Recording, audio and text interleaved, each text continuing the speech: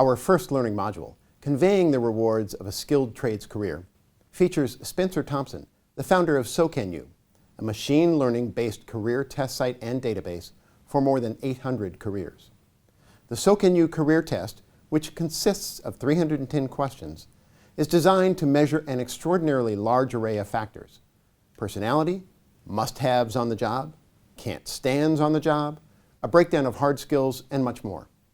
Despite its breadth, people complete the assessment in less than 20 minutes on average. It is free to take. In all, more than 2 million people have taken the test to date.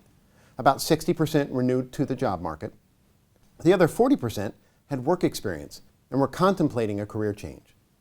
Those in this latter group are especially important to Sokanu because they leave behind valuable information, including how much satisfaction they've found in a particular occupation. It is from this data that Sokanu has gained tremendous insight into the way that those in the skilled trades genuinely feel about their jobs. It is our hope that, in turn, these facts and figures will be useful as you look to interest students and their families in your skilled trades program. And in a country where all too many people equate a single path, a four-year college degree, with smarts and success, skilled trades education remains stigmatized. What Spencer Thompson is about to share in this video is meant to assist you in helping to overcome this badly misplaced view. Interestingly, Spencer himself has taken his own unconventional path. He briefly attended the University of London before dropping out to start Sokanu in 2012 when he was 20 years old. As Spencer tells it, the company was born of a question that almost all of us ask at some point: what should I do with my life? If you'd like to dig a little deeper into conveying the rewards of a skilled trades career, please note that additional material is available as part of our resource library. You can click ahead via the main menu and use this added content to help you answer the relevant application questions with even more insight, or you can just explore it later as you wish.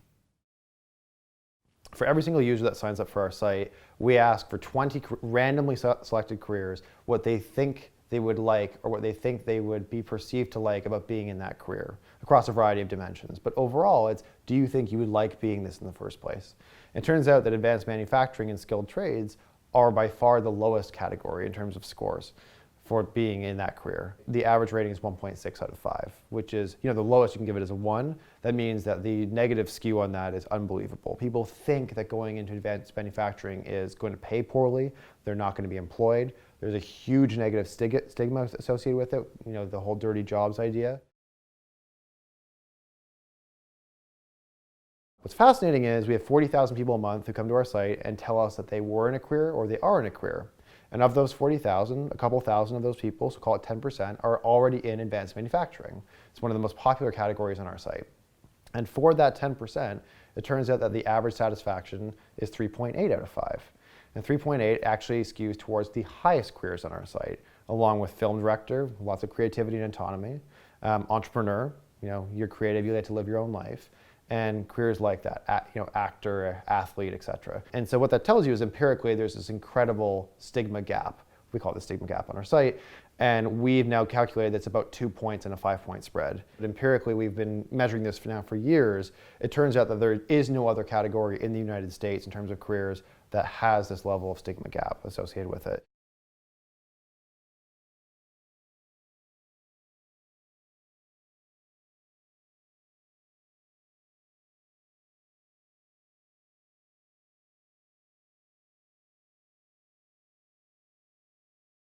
When you're a parent and your child turns 16 or 18 years old and they're having this career discussion of what should I be when I grow up, naturally you're going to have all these influences. And one of the influences that you have is the path to an American success story is going to a 4-year college. And if you don't go to a 4-year college and you don't get a degree, you're not going to be successful. And so of course, becoming a welder or an electrician or an HVAC technician doesn't fit into that category. It's not a huge surprise that most Americans now view being in skilled trades is a negative, not a positive. We're gonna have a conversation today about all of the facts that actually dispute that notion and the gaps that exist in today's workforce, but it's now a 50-year lag cycle of having this be a negative stigma.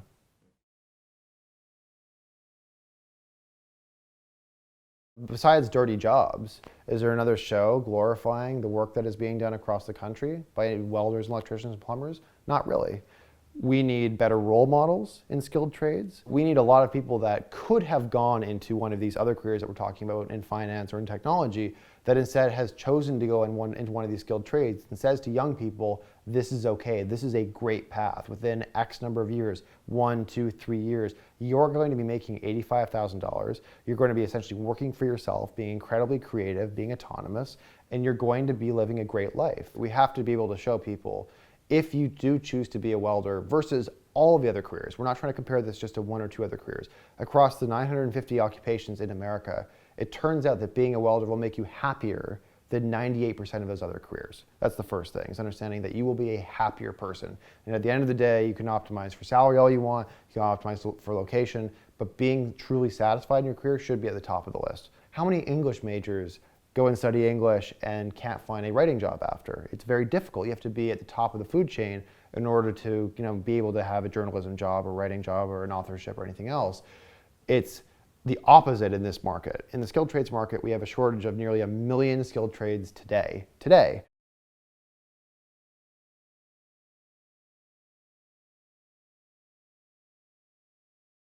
The nature of the assembly line and the nature of work in the assembly line actually created modular versions of work. So if you're a welder, you would weld these 2 pieces together and move on, and you were basically measured on number of widgets created per day or per week or per year. And so the amount of autonomy and the amount of creativity, if you could kind of rank them on an index, was incredibly low across most skilled trades careers 50, 60 years ago. So a welder today is actually much more like an entrepreneur in a lot of ways.